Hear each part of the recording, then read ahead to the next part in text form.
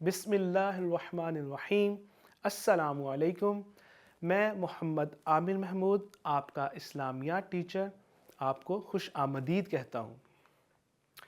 آج ہم آفاق کے پلیٹ فارم سے آفاق سن سیریز اسلامیات جماعت اول کا سبق نمبر 4 پڑھیں گے۔ آج کے سبق میں جو حصہ شامل ہے وہ ہے حصہ حفظ و ترجمہ۔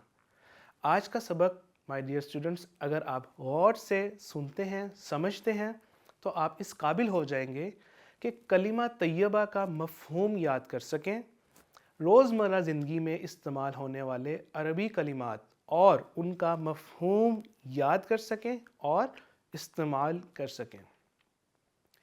مائی ڈیئر اسٹوڈنٹس، مسلمان ہونے کی پہلی شرط کیا ہے؟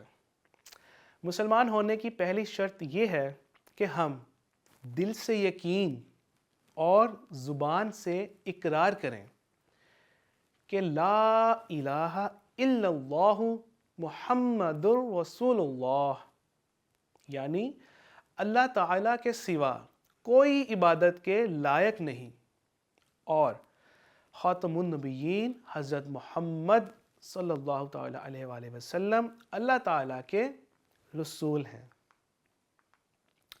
کلمہ طیبہ، کلمہ طیبہ کا معنی ہے پاکیزہ بات۔ آپ دیکھ رہے ہیں کہ یہ جو پہلا پورشن ہے، لا الہ الا اللہ، لا کا مطلب ہے نہیں، الہ الہ عبادت کے، الا اللہ اللہ کے سوا، لا الہ الا اللہ جس کا معنی ہوا اللہ تعالیٰ کے سوا کوئی عبادت کے لائق نہیں، محمد رسول اللہ، رسول اللہ اللہ تعالیٰ کے رسول، تو اللہ تعالیٰ کے رسول کون ہے؟ حضرت محمد صلی اللہ علیہ وسلم۔ جب ہم اس کو مکمل کلمہ طیبہ کو پڑھیں گے، لا الہ الا اللہ محمد رسول اللہ، یعنی اللہ تعالیٰ کے سوا کوئی عبادت کے لائق نہیں، حضرت محمد صلی اللہ تعالیٰ علیہ وآلہ وسلم اللہ تعالیٰ کے رسول ہیں۔ کلمہ طیبہ کی فضیلت کے بارے میں حضرت محمد خاتم النبیین صلی اللہ علیہ وآلہ آلہ وآصحابہ وسلم نے فرمایا، افضل الذکر، یعنی کہ سب سے افضل ذکر، لا الہ الا اللہ، اور سب سے افضل دعا، یعنی کہ وافضل الدعا، سب سے افضل دعا ہے الحمدللہ، یعنی کہ سب سے افضل ذکر لا الہ الا اللہ اور سب سے افضل یعنی بہترین دعا الحمدللہ ہے۔ ہمیں چاہیے کہ ہم صبح و شام اس کلمے کو پڑھیں تاکہ اللہ تعالی ہم سے خوش ہوں۔ عربی کلمات، رسول اللہ خاتم النبیین صلی اللہ علیہ وآلہ آلہ وآصحابہ وسلم کی زندگی میں ہمارے لیے بہترین نمونہ ہے۔ آپ صلی اللہ علیہ وآلہ وسلم نے ہمیں زندگی کے ہر کام کے آداب اور دعائیں سکھائی ہیں۔ ہمیں چاہیے کہ ہم اپنے پیارے نبی صلی اللہ علیہ وآلہ وسلم کی سکھائی ہوئی باتوں پر عمل کریں اور آپ صلی اللہ علیہ وآلہ وسلم کی سکھائی ہوئی دعاؤں کو اپنے معمولات کا بھی حصہ بنائیں، یعنی کہ جو بھی روزانہ کام کر رہے ہیں ان کاموں کو آپ صلی اللہ علیہ وسلم کے بتائے ہوئے طریقے کے مطابق کرنے کی کوشش کریں۔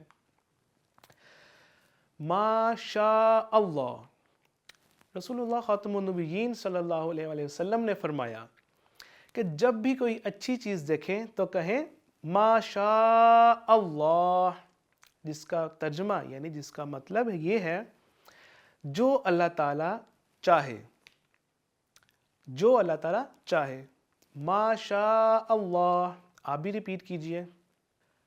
رسول اللہ خاتم النبیین صلی اللہ علیہ وآلہ وسلم نے فرمایا کہ جب بھی کسی کام کا ارادہ کریں یا کسی چیز کی خواہش کریں تو کہیں انشاء اللہ، یعنی جس کا ترجمہ ہے اگر اللہ تعالیٰ نے چاہا، اگر اللہ تعالیٰ نے چاہا۔ تو آپ نے جب بھی کسی کام کو ارادہ کرنا ہے تو آپ نے کوشش کرنی ہے کہ جب آپ وہ کام کر رہے ہیں یا بولتے ہیں، فار ایگزامپل آپ کہتے ہیں کہ میں کل سے واک پر جاؤں گا، تو آپ اس کے ساتھ یہ جملہ بھی، یہ عربی کلمہ بھی ایڈ کریں، इंशाअल्लाह यानी कि मैं कल से ये काम करूँगा इंशाअल्लाह। अहम नुकात, मुसलमान होने की पहली शर्त ये है कि हम दिल से भी और अपने ज़ुबान से भी इकरार करें कि अल्लाह ताला के सिवा कोई इबादत के लायक नहीं। हज़रत मोहम्मद ख़ातमुन नबिय्यीन सल्लल्लाहु अलैहि व अस्हाबिही वसल्लम अल्लाह ताला के रसूल हैं। जब भी कोई काम करें तो आप ख़ातमुन नबिय्यीन सल्लल्लाहु ताला अलैहि वसल्लम के सिखाए हुए तरीके के मुताबिक करें।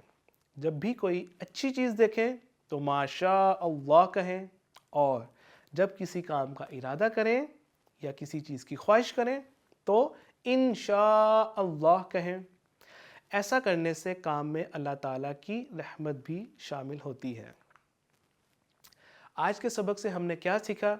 आपने कलिमा तैयबा के हर लफ्ज़ को उसकी तरतीब के मुताबिक ये सरगर्मी करनी है, और मज़ीद ये कि आपने बताना है, ये आपकी रिवीजन है कि हम कलिमा तैयबा क्यों पढ़ते हैं, कलिमा तैयबा में हम किस बात का इकरार करते हैं। हमने क्या सीखा?